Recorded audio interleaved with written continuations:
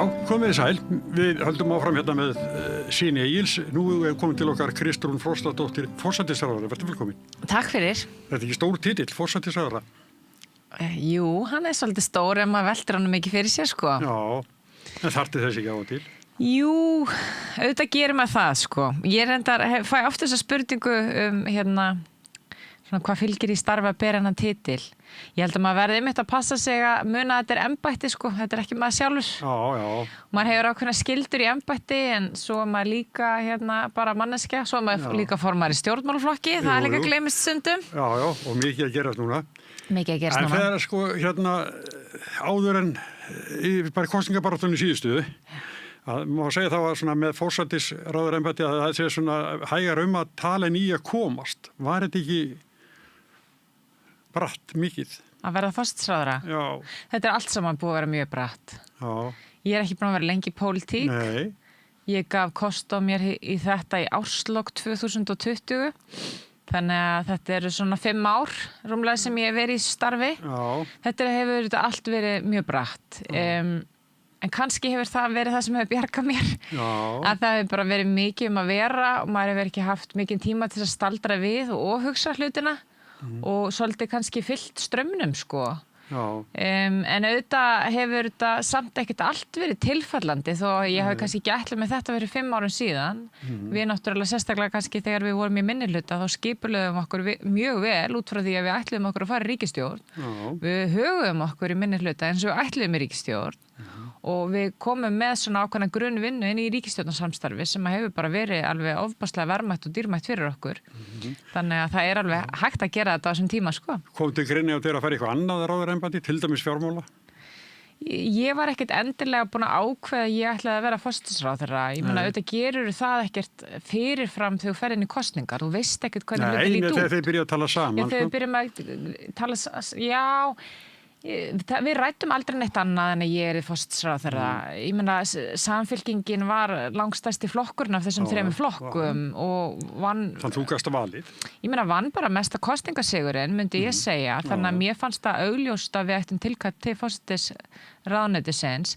En ég veit að það var alveg fólk sem var búin að máta mig inn í fjármálaráðuneytið og fleira svo leiðis. En þú hefur auðvitað ýmislegt fjármál ríkisins líka að segja að þú ert forsætisráðherra, sko. Já. Hérna, sko, það er ýmislegt sem þarf að gera. Sko, staðan er kannski ekkert svo góð. Það er við erum í vandræðum víða. Bara til dæmis að það er að skera niður starfsfólk í Landspítalanum eða fækka starfsfólki í Landspítalanum sem dæmi.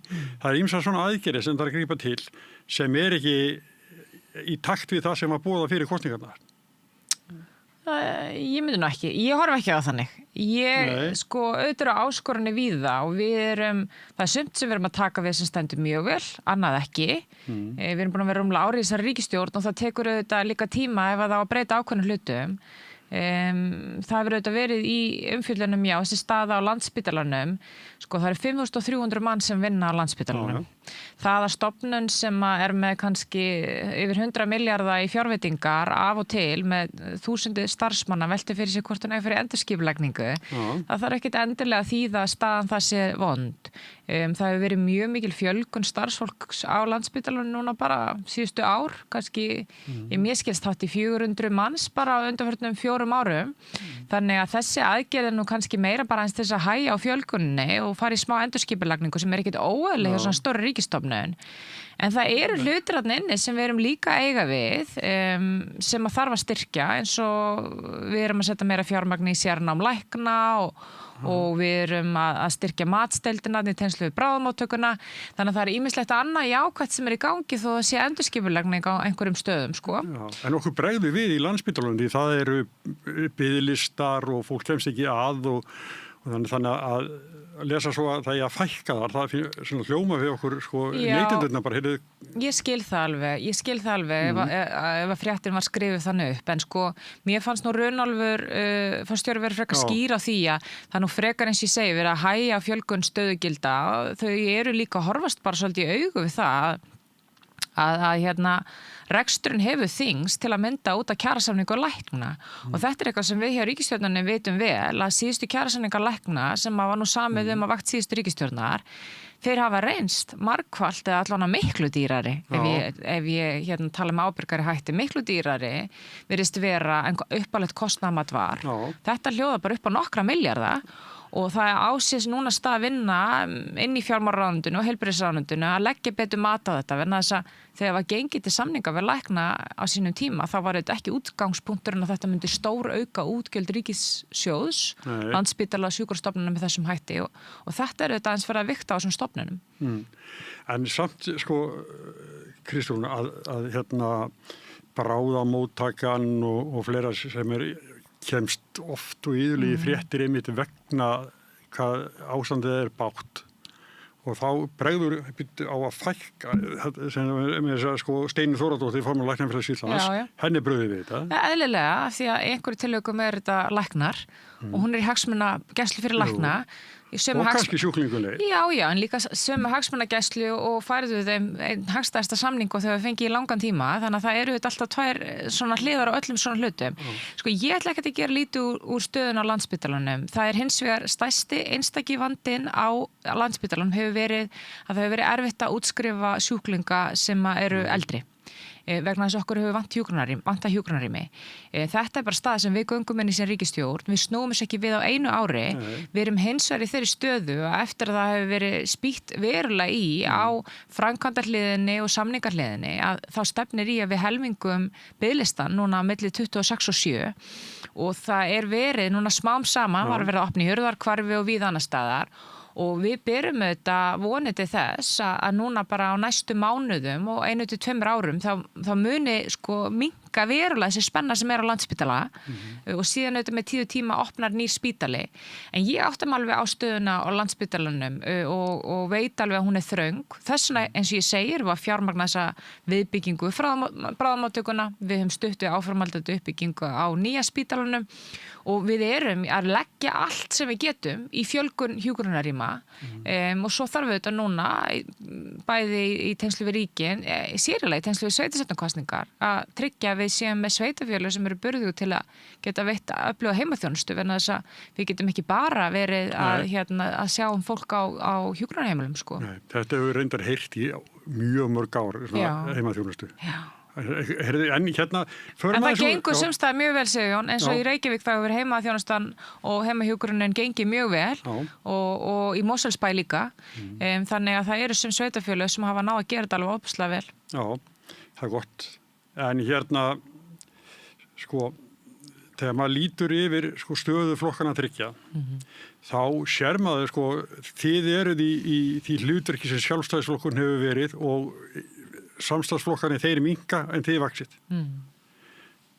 Hefur ekki hvað segja hinar og algjörunnar þær ljóta af áhyggjur. Þú ert búin að bæta við þig bara glás fara úr 20 upp í 30. Já, ég menna Samfylkingin að mörguleyti mjög merkileg stöðu hvað þetta varðar. Já.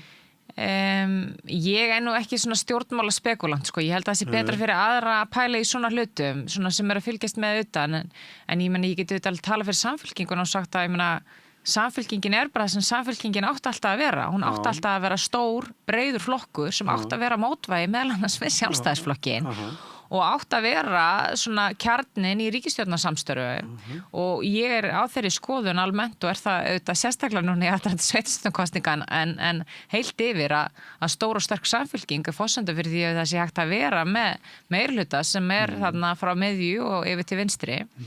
Það eru alls konar hlutir sem að hafa áhrif líka á fylgi annara flokka. Ég veit nú ekki hvernig fylgi Viðreisnar hefur verið að þróast ef ég alveg hreinskilin hvað þau voru með í síðustu kosningu, hvað voru þau með 13-14% eitthvað svoleiðis. Já, ég meina þau eru nærri því núna sem ég tel nú bara býsna gott. Þetta hefur þetta einna helst Það finnur ekki til með Ingu? Ég skil alveg þetta sé erfitt fyrir hana af því að ég veit alveg hvað hún að leggja mikið á sig og hún að gera hlutina sannarlega á réttum forsendum og leggja allt sitt í þetta en ég veit líka að hún hefur í gegnum tíðina oft mælst lægri en hún hefur fengið upp úr kjörkösunum það er svolítið svona eðli hennar flokks kannski að það er ekki alltaf að skila sér Já, það hafi auðvitað komið upp einhver mál Kristinsson varaformaður og Já, og já. svo náttúrulega upphaflega með Ástíði Lóu.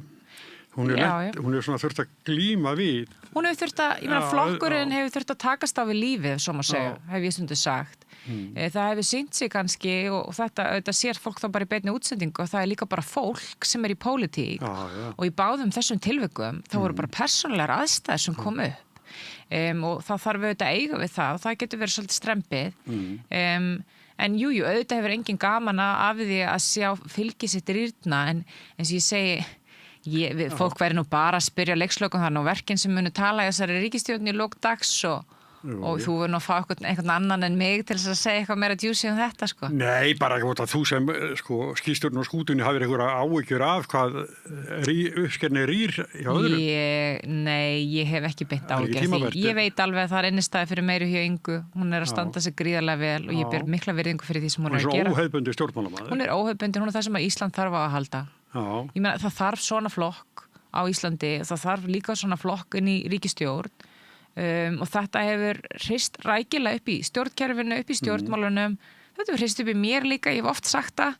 Það er margt sem hefur breytt mér á síðustu árum, meðal annars hafa kynst Ingu Sæland og ég er bara mjög þakklátt fyrir að vera í þessu samstarfi með henni og þeim báðum. Já, þú hefur nefnt það svo sem áður, þú verð Ingu Sæland. Mér þykir mjög vænt Ingu, ég ber mikla virðingu fyrir henni og já, ég meina, það er bara að gera mikið fyrir þessa ríkisstjórn að hafa þau sjónarmið sem kom frá flokki fólksins.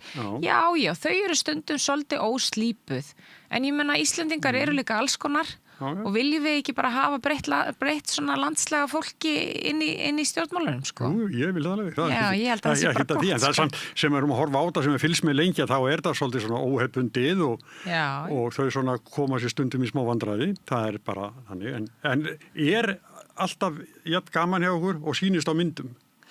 Það er alveg stundum erfitt, ég meni það er bara oft bara erfitt í vinnunni, það er bara oft erfitt hjá fólki, það kom upp erfið mál og það geta alveg verið skipta skoðanir um það, en það er heilt yfir bara mjög góð stemning í þessari ríkisstjórn. Ég held að fólk finni bara til mikillar ábyrgðar að gera þetta vel. Við fengum líka hrein ríkisstjórnarskipti á sínum tíma, mjög sterkt umboð til að fara í ákveðnar breytingar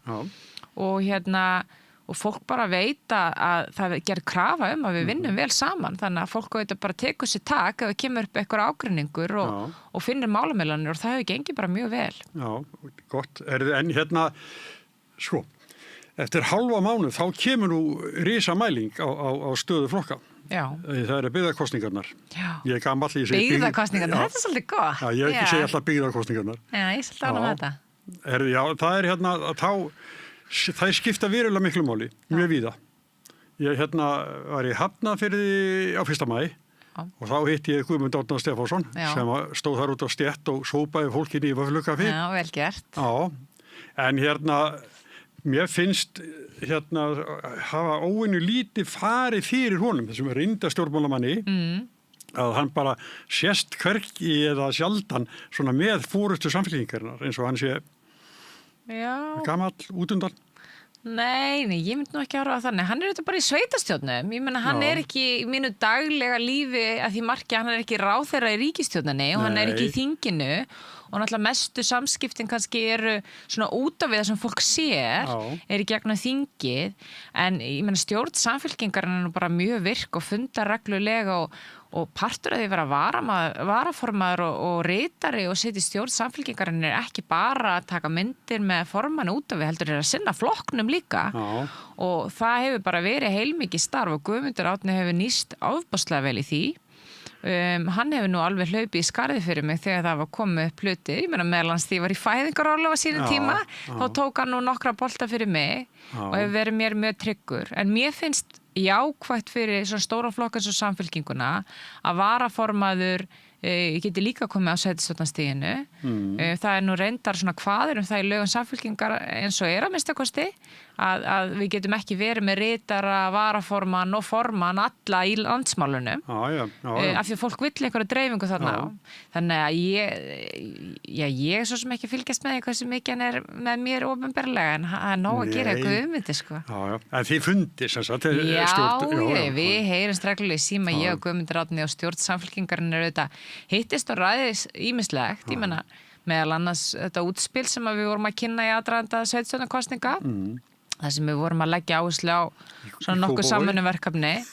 Já, meðal annars, við vorum að taka Kópavog sem dæmi hvað getur farið í ranga átt á okkar mati ef að réttu pólitísku áherslunar ekki til staðar. Þannig að þessar sveitarstjórnarkosningarnar í augum sumra eru svona kannski ekki rosa pólitískar, en bara sveitarstjórnarmál geta verið mjög pólitísk að það leiði til þess að sumir hópar fara að borga mögulega margfalt fyrir þjónustu sem í öðrum sveitarfélögum bara kemur ekki til greina. Í þessum stærri sveitarfélögum þetta náttúrulega mjög mikil pólitík. Já, það smærri það sem að sko er minna umfang. En hérna bæjarstjórinn í Kópavogi ekkert ánægð með þig. Hefur ekki séð það? Já, ég veit ekki hvort hún sé eitthvað óánægð með mig, hún ekki bara ósammála með, segir Jón. Og það ekki bara eðlilegt? Jú, að sjálfstæðismaður í pólitík sé ósammála formanni jafnaðarmannaflokks. Ég meina það þetta það sem að birtast núna og mér finnst alltaf lægi að fólk gerir sér grein fyrir því að ég meina ég sem formar í samfylkingunni auðvitað ekki hlynnt stefnu sjálfstæðisflokksins hvorki í landsmálum né í sveitarstjórnarmálum og mér hefur fundist að birtast og okkur mjög skýrt með hvað hætti þau að stjórna þar til að mynda þessi barnaskattur eins og við kjósum að kalla hann á barnafjölskyldur í Kópavogi. Fólk að borga hátt í 500.000 á ári meira til að vera með börnin sín í leikskóla. Ég veit það voru gerða breytingar núna fyrir ekki svo löngu síðan á leikskólamódelinu eins og hann fyrir að kalla þetta allt saman í Reykjavík og það var gert án þess að fara í svona mikla hækkanir, segja hann. Já, ég veit það. Og það eins varðandi önnur mál sem að við myndum vilja sjá gerð með öðrum hætti, menn að við höfum til dæmis gagnrýnt þessar áherslur hjá Kópavogsbæ sem eru allt öðru sinni í Reykjavík að vilja ekki veita lóðir til óhagnaðardrifinna leigufélaga. Bjarg hefur ekki fengið einustu lóð þarna á áratug. Ég las viðtal við Ásdísi bara í gær. Þannig að ég meina, hún kannski ósátt við það, en ég líka ósátt við þessa stefnu. Þetta ekki takt við það sem að ég myndi vilja sjá í sveitarfélagi sem jafnaðarmanna. Eðlilega. Þannig að hún bara segir það. Eðlilega. En við jafnaðarmenn, við erum auðvitað með skýra línur í aðdraganda þessar sveitarstjórnarkosninga og þó þessi mismunandi áherslu eftir sveitarfélögum, þá það samt þannig að það ákveðin svona grundvallar gildi sem að við viljum halda á lofti og það þessi réttur fólks til leikskólavista fyrir börnin sín sem að við viljum lögfesta að fólk geti gengið þessum vísum með tíð og tíma, tekur tíma. Við erum eina á Norðurlandi sem ekki gert það. Og það slegið tilbaka með að segja þetta svo dýrt, það ekki hægt að gera þetta, það þarf mönnun. Ég meina það þarf að komast að samkomulagi þetta allt saman. En ég meina þegar við lögfestum skólaskyldur á sínum tíma var það stoppað af vegna þess að það var ekki hægt að manna hlutina. Ég meina þú ferð bara af staði vegferð og setur þér eitthvað markmið og við viljum hugsa stórt í þessum málum. En ég hef líka bara sagt það og þá bara að gefa það til kynna hvar mín pólitískar áherslu liggja. Mér finnst mjög sérstakt að ríkið hafi ekki komið með neinum hætti að leikskólamálum í landinu alla þessa tíð. Ég meina það að leikskóli sé ekki lögfestur sem réttindi þýðir að ríkið veitir ekkert fjármagn inn í þetta skólastig og það bara mjög umhugsunarvert sko. En sko, þegar ég sé það að þú kemur hann í Kópavogi og sumir segir það opnað ríkiskassan bara fyrir baróttu samfylkingarinnar, en þá var ég las út úr því að þarna væri sko Kópavogur næst stærsta sveitarfélagið, þarna væri mikil spenna á milli samfylkingar og sjálfstæðisflokks fórustuna í byggðarlaginu og þú þess að taka í áratna þar einkum og sérilagi vegna þess hvað virðist vera mjótt á munum. Ég meni, ég vil auðvitað sjá jafnaða fólk í efstu sætum í sem flestum sveitarfélögum.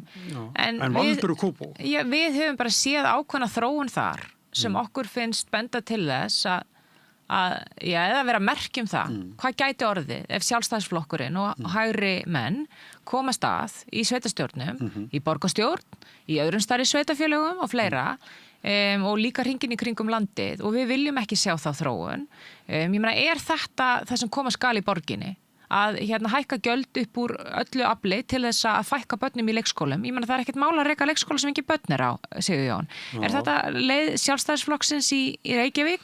Reyndar er leið Sjálfstæðisflokksins í Reykjavík að hleypa fólki fyrst og ennast í leikskólapláss að vinna hjá stórfyrirtæki. Sko, þetta er ekki léttvæg málefni. Þetta er grundvallarbreyting sem Sjálfstæðisfólk er að boða og ég meina auðvitað er ekki allt fullkomið í leikskólamálum í Reykjavík. Í mörgum öðrum sveitarfélögum er þetta snúið.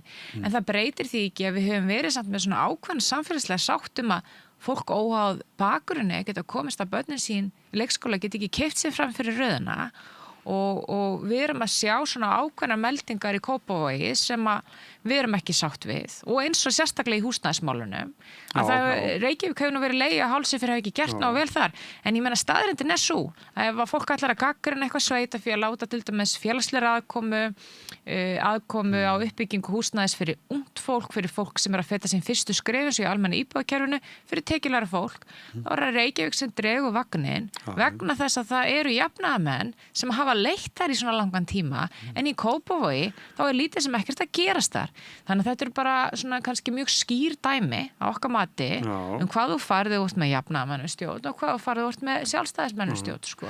Ég skil þetta rétt með sjálfstæðisflokkinn í Kópavogi þá segir þau vilja ekki þessar íbúðir. Nei. Það er ekkert verið að fela það bara Ég skil það þannig. Það er einhver ástæði fyrir því að næst stærsta sveitarfélagi í landinu hefur úthlutað 0 lóðum til Bjarga íbúðafélags. Ég bæði sem formari jafnaðarmannaflokki auðvitað hef sterkar skoðanir á því en líka sem manneskja sem er að leiða ríkisstjórn sem hefur þá stefnuskráin sinni að ýta undir fjölbreytt úrræði þegar kemur að húsnæði fyrir fólk í landinu og það er bara þannig að stofnframlög sem ríkið er til dæmis að veita inn í almenna íbúðakerfi, þau rata ekki út ef það er ekki lóðir eða mótframlag frá sveitafélaginu. Þannig ef að sveitafélag segir nei, ég vil þetta ekki, þá getum við ekkert gert og þess vegna erum við að leggja áherslu á það sem flokkur í ríkisstjórn en líka bara sem pólitískt afl að stærsta húsnæðismáli þessa dagana núna er hverju veljast inn í sveitastjórnir hringinn í kring á landi en þess að það eru takmark fyrir hvað ríki getur gert en sveitafélag hefur ekki áhuga á þess slags uppbyggingu sko. Sko efnahagurinn hann er nú ekki alveg kannski eins og svona efnistóðu til í upphafi ríkisstjórnarsamstarfsins. Við erum hér með háa verðbólgu og það er verið að spá bara óáran, bara hækkandi vöxtum og margt fólk er að bugast undan þessu búið að vera lengi og enn virðist að kreppa að. Já. Og ef ég væri í þinni vinnu þá svæfi við alltaf fyrir þessu. Nei, ég meina enda heldur ef það er eitthvað sem heldur fyrir manni vöku þá eru það auðvitað efnahagsmálin. Og það er þannig að við vorum auðvitað farin að sjá mjög jákvæð merki fram að áramótum. Ég meina það voru þarna mælingar sem við vorum dottnar í sem sýndu bara lægstu verðbólgu í 5 ár. Svo förum við inn í bara nýtt ár. Vissulega voru ákveðna breytingar á gjaldtöku hjá ríkissjóði sem voru reyndar löngu planaðar og planaðar líka síðustu ríkisstjórn sem fólu í sér að það þurfti að fara í breytingu á bifreiðagjaldakerfinu sem að voru nú svona mestuliti hlutlausar en það breytir því ekki að á móti kemur að ég meina í janúar þá oftast komin gjaldahækkanir ef það eru einhverjar. Það gerðu það líka árin áður og svo koma þessar olíuverðshækkanir út af stríðinu í Íran og auðvitað er það eitthvað sem að ég meina þetta er auðvitað bara sem fylgir því að stjórna, þú veist, events my dear friend, sko, og það er auðvitað það sem þú lendir svolítið í og það er það sem maður hefur haft kannski mestar ágjörði núna, að við vorum komin á ákveðina braut þegar koma verðbólgu og verðbólguvæntingum, svo kemur þetta ytra áfallin og maður hefur auðvitað mestar ágjörði af því að það smitist yfir í verðlag, fyrirtæki nýti ferðina til að hækka, neytendur breyta hegðun sinni vegna þess að hafa ágjörða frekari verðhækkunum og það spíralast svolítið. Þannig að þess vegna sögðum við að þó við ætlum að halda plani heilt yfir að þá gripum við inn í þessa eldsneytishækkanir og erum að lækka vaskinn núna. Lækkun tók gildi 1. maí. Já, svona Það er nú bara svona stubbur. Já, þetta samt 11% lækkun á eldsneytisverði. Já, í mjög takmarkaðan tíma. Enda það í sumafríunum. Já, enda væri það ekki góð pólitík að mínum mati til lengri tíma að gera eldsneyti ódýrara. Ég meina það sem við eigum að gera til lengri tíma að verða óháð jarðefna eldsneyti. Ekki bara vegna þess að það réttlátt, heldur það bara það rétta í stöðun út frá þjóðaröryggi. Það auðvitað rosalega vont að stýra landi og vera neytandi í landi þar sem að kostnaðin ræðst að því hvort að Bandaríkjaforseti ákveði einhliða ráðast inn í Íran, sko. Þannig að þetta hefur auðvitað verið áskorun, en síðan auðvitað bara svona undirleikandi þættir, Sigurjón, sem tekur tíma að laga. Því að það voru gerðir að mörguleiti ágæti kjarasamningar á sínum tíma sem voru skynsamir, en það hefur bara verið launaskrið umfram þá kjarasamninga, bæði á almenna markaðnum og líka opinbera markaðnum. Já, en þetta vandamál á Íslandi. Þetta vandamál á Íslandi ef það samið 3,5% hækkanir og svo sjáum við hækkanir í báðum kerfum upp á 10-11%. Ég meina kerfið ræður illa við þetta. Ég tala nú ekki þegar að fyrirtækin fleita þessu kannski út af í sumum tilvikum fákeppni, beint út í verðlag. Þannig að við erum svolítið fast í þeirri stöðu núna. Og síðan þurfum við líka að passa upp á ríkið og þar kannski það sem við höfum mest áhrif núna. Það að við séum ekki verðbólgu valdandi og þess vegna höfum við lagt svona mikið kapp á að skila ríkissjóði réttum með við núllið. Kristrún, tíminn að vera búin á okkur. Ég verða að spyrja þig út í veiðigjaldamálið. Já. Og eins og var barist í því og þið gáfuð eftir og svo eru stór útgerðirnar allar að skila milljarði í arðgreiðslur. Og svo kemur líka upp að nú flokksýsti þín, Eyrún Ásbjörnsdóttir ekki? Eydís, já. Að hún fær svar við spurningum löndunar, eða verð við löndun hér og í Færeyjum. Já. Og það alveg augljóst að þarna skiptir milljörðum. Já. Og þetta eitthvað sem að þú getur ekki bara látið óaskipt. Nei, en það höfum við viljað fylgjast með þessum hlutum. Ég meina það ástæðan fyrir því að við vildum gera verðbreytingar á makrílnum í veiðigjaldafrumvarpinu og miða við önnur verð, en núna verið í rauninni markaðsverði, svo má segja, og það átti að vera svona hræðilegt og þetta auðvitað við í aðra uppsjáðtegundir í einhverjum tilvikum. Já, ekki spurning og við vitum alveg af þessu. Ég tek ekki undir með því að við höfum bakkað í þessu máli. Ég held að það hafi nú allir séð að við bökkuðum ekki í þessu máli. Það sem að var gert. Nei, ég meina það sem að var. Það var það. Rífi neyðarheimil til að stoppa umræðuna. Já, ég meina þingið var í vandræðamál. Ég meina við bara stóðum í fæturnar og lappirnar. Minnihlutann ætlaði að valta yfir okkur og við leyfðum þeim ekki að gera það. Þau voru svona að prófa sig áfram, komin í ríkisstjórn, sjá hvort þau geta ennþá fengið að halda völdum. Þetta var mjög ólýðræðisleg hegðun sem átti sér stað á þessum tíma og í rauninni algjörlega óboðleg. Þannig að við stóðum í fæturnar hvað það varða. Það voru gerðar ákveðnar breytingar á innleiðingu á hækkuninni. Það að segja að þetta var þrepaskipt aðeins, 85, 90, eitthvað svo leiðis yfir tíð og tíma og einhverjar ívilnanir fyrir smæstu útgerðina sem eru nú valla stærstu ágreiningsefnin á Íslandi. En þau standa bara ágætlega útgerðin eftir þetta allt saman. Stór útgerðin. Já, það liggur alveg fyrir og það ekkert loku fyrir það skotið að vera ráðist í frekari breytingar. Við veitum alveg af þessum verðmun á uppsjávarfiskunum og við veitum líka á vandamálinu þegar kemur á óunnum afla út úr landi og fleira svoleiðis. Þannig að það bara verið að skoða ýmsa hluti í þessu samhengi. Hefurðu séð línurítið hvernig fólki í fiskvinnslu fækkað? Já, en ég meina það svona sambland auðvitað líka af tækni breytingum. Ég meina það náttúrulega ótrúlegt að koma inn í þessar fiskvinnslur og sjá hvað þið hafa fjárfest, Þannig að einhverju leyti þetta hátækni vinnslur einhverjar, Já, og þetta auðvitað svona, kannski svona stóra spurningin fram á veginn og talandi að það skipti máli hvers konar stjórnmálaflir í landinu, að við erum auðvitað smám saman að færast með, og reynda bara leiftur hraða með gervigreind og öðru, inn í tíma þessum að kapitalið og fjármagni það situr meira eftir einhverju leyti hjá því, eða gæti setja meira eftir hjá því, verna þess að framleiðni aukningin að gera verkum að störfum fækkar. En á móti kemur að það kannski fjölgar störfum sem eru áleitlegri, þægilegri, reyna með öðrum hætti á fólk og þess vegna mér skiptu þetta lykil máli með hvað hætti til dæmis skattlagning og annað þróast í framtíðinni en eins og í fiskverkun, ég meina þetta er miklu leyti til framþróun sko, þú ert bara með færri einstaklinga að flaka en þá er þetta spurningin hvert arðurinn rennur og hérna hvernig þetta skila sér aftur til fólksins í landinu. Já, en þetta sem þú talaðum þetta fiskverði landanir, það er eitthvað sem að þið ætlið að skoða, gera? Já, ég menn þetta er auðvitað til skoðunar, alveg eins og það var gert með makrílinn að við vildum vera með annað viðmiðunarverð og það er ástæði fyrir því að það er verið að kanna þessi verð. Við vitum alveg hvernig staðan er, ég menna það var líka bara sjómenn haft beint sambandi um mig og gera það reglulega. Íslenski sjómenn sem að vita alveg hver staða þeirra er sko. Þannig að þetta er auðvitað líka kjaramál fyrir þá en þetta líka réttlætismál bara fyrir þjóðarbúið og Íslendinga alla sem að eiga nú þessa fiskistofna að grunninu til. Já. Herru, þannig að það verða fréttir úr þínu ranni. Já, ég menna þess að ég segi, þetta er bara allt í skoðununa vinslu en það átta sig allir á óréttlætinu sem að felst í þessu. Já, en Kristján Frostadóttir, forsætisráðherra, þakka fyrir komuna. Takk sem að leiðis, gáðan að koma. Og ykkur sem hafa fylgst með okkur þennan daginn, en svo verða rauðaborðið á morgun klukkan 8. Sæla sinni.